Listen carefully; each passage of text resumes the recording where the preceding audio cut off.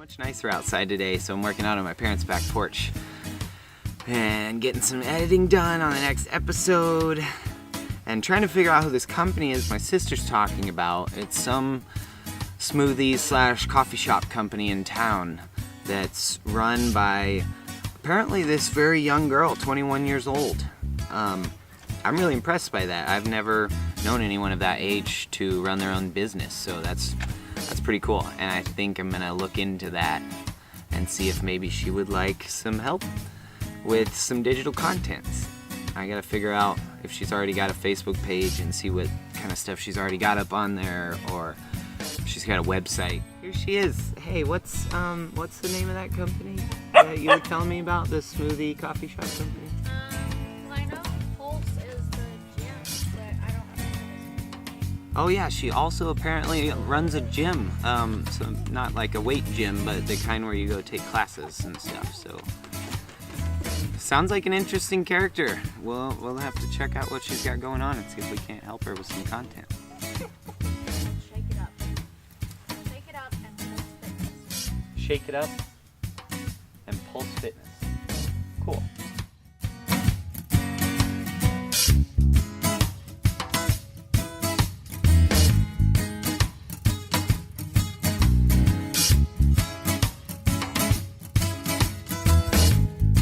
Gosh, one of my favorite humans just got here. There you go.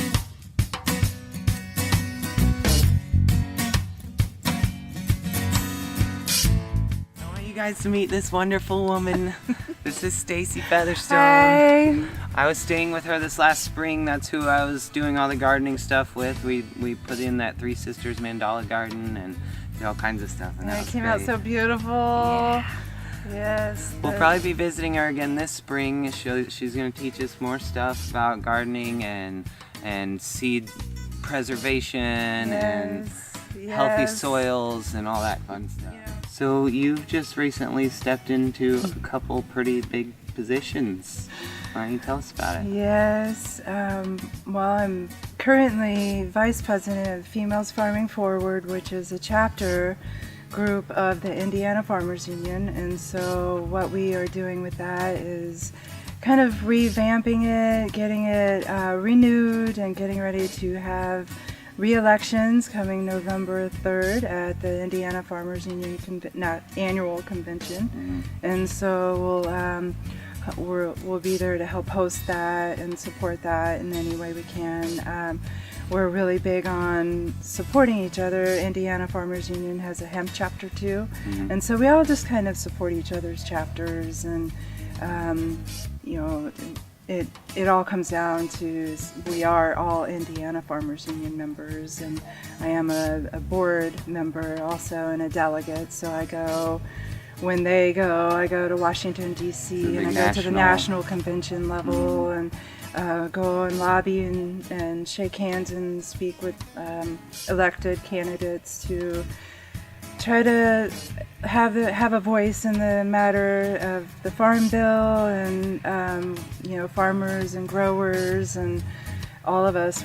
We all eat, and so that's a really important matter to anyone. It should be that we have strong language set in with the Farm Bill to support many issues environmentally and with food and the SNAP and child nutrition order and so much more. That having legal federal access to our farmers for hemp, to be able to grow hemp as an industrial plant in the state of Indiana legally, and bring it back and have our own seeds for the stock of hemp and be able to maintain it not only as a regenerative crop but also a crop of stability and that's sustainable to our farmers and could also create more jobs for Americans, and especially folks in Indiana, especially when we have so many natural disasters. You never know if a tomato crop may be taken out, then it might not be as likely that a hemp crop got taken out. It's a stronger plant, more sustainable plant. And so we're doing a lot of good things. And she's with Food Not Lawns. And yes, Food Not Lawns. If you've got a patch of grass, you can be growing You can food. grow your own Screw your food. grass, grow some food.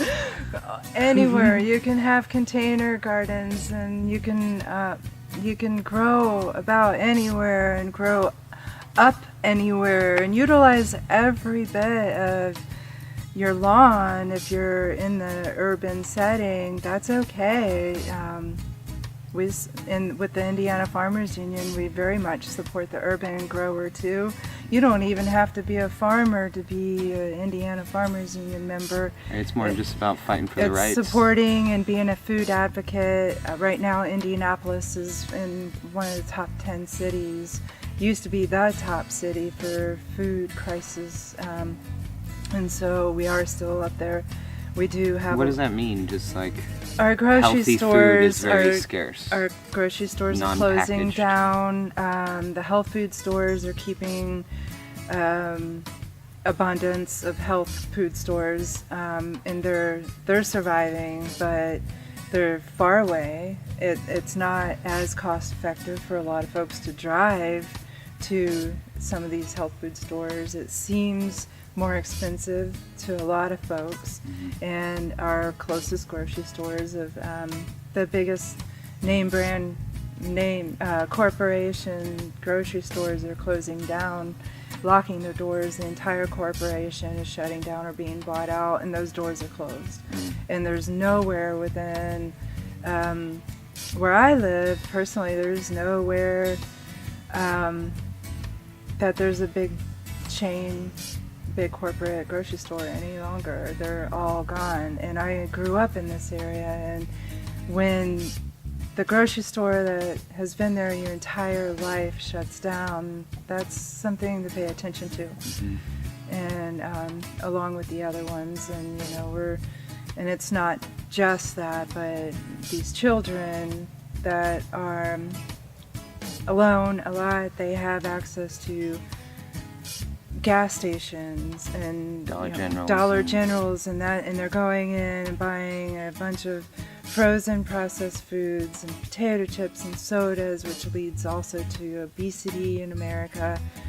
And so what we want to do is work on getting more co-ops and more farmers markets in, and supporting our local farmers the best we can, and also making sure that the produce that comes to our farmers markets are truly local produce, supporting those that are growing local and trying to keep it mostly and maintaining mostly produce, mostly things that are made from the farm, like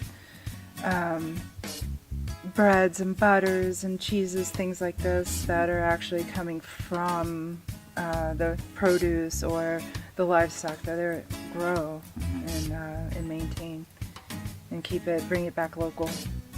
Well, I know you've got a long way to go. She was in Alabama this morning. She's got to be back in Indianapolis. We're in Kentucky. And now I'm in Kentucky and driving back north again. So.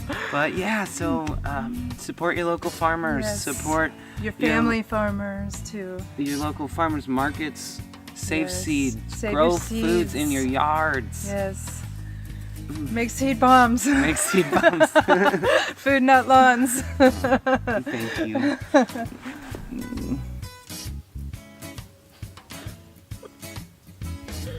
Fine. And hopefully we'll see you again in the spring. Yeah. You can teach us some more stuff. Isn't she great?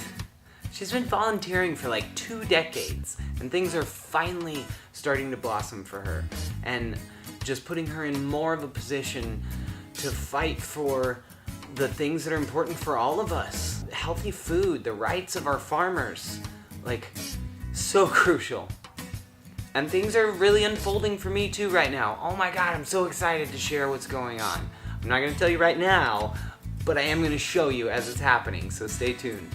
I'm gonna go ahead and wrap this one up for tonight. The interview with my mom is coming very soon, I promise. And so are so many awesome things. Just stay tuned.